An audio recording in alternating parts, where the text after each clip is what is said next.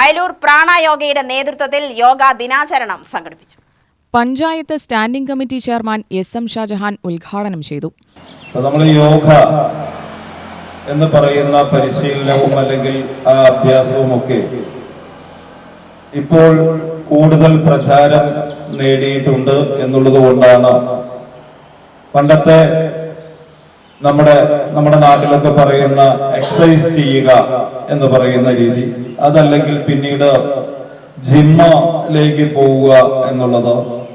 ഞങ്ങൾ രണ്ടുപേരും കൂടിയാണ് ഈ വിളയോടി മണിസ്വാമിയെ കാണാൻ പോകുന്നതും അദ്ദേഹത്തിന്റെ വിളയോടിയിലുള്ള തെങ്ങുംതോപ്പിലുള്ള ചെറിയൊരു ആശ്രമം അവിടെ പോയി ഇതിനു വേണ്ടിയിട്ടൊരു തുടക്കം കൊടുക്കും.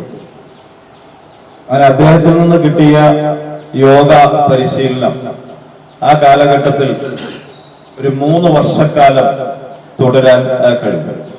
പിന്നീട് നമ്മുടെ വിദ്യാഭ്യാസവും അതുപോലെ തന്നെ കുട്ടികൾക്ക് വിദ്യാഭ്യാസം പകർന്നു കൊടുക്കുന്നതുമായിട്ടുള്ള ശീലം തുടങ്ങിയതും 87-ൽ തന്നെയാണ്. അപ്പൊ ആ തരത്തിൽ അതുമായി മുന്നോട്ട് പോയി 3 വർഷക്കാലം അത് നന്നായിട്ട് കൊണ്ടുപോകാൻ കഴിഞ്ഞു. ആ കാലഘട്ടത്തിൽ പൂർണ്ണമായിട്ടും വെജിറ്റേറിയൻ ആയിരുന്നു.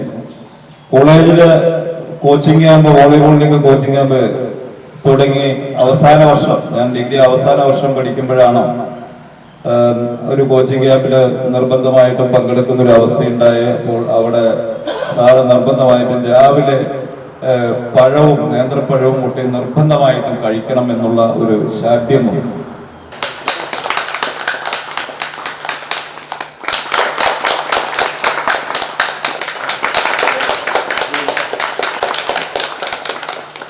കന്നിമാരി UP സ്കൂൾ പ്രധാനാധ്യാപികയും സൈക്കോളജിസ്റ്റുമായ ലത വിശിഷ്ടാതിഥിയായി. ഫിസിക്കൽ എഡ്യൂക്കേഷൻ അധ്യാപകൻ മണികണ്ഠ പ്രസാദ് ആശംസാ പ്രസംഗം നടത്തി.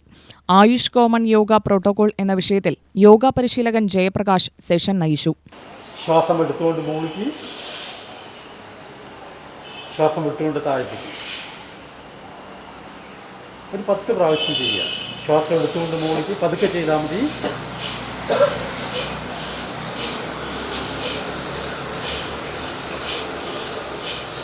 കൃഷ്ണദാസ് സ്വാഗതവും മനു നന്ദിയും പറഞ്ഞു. UTV news, Palakkad.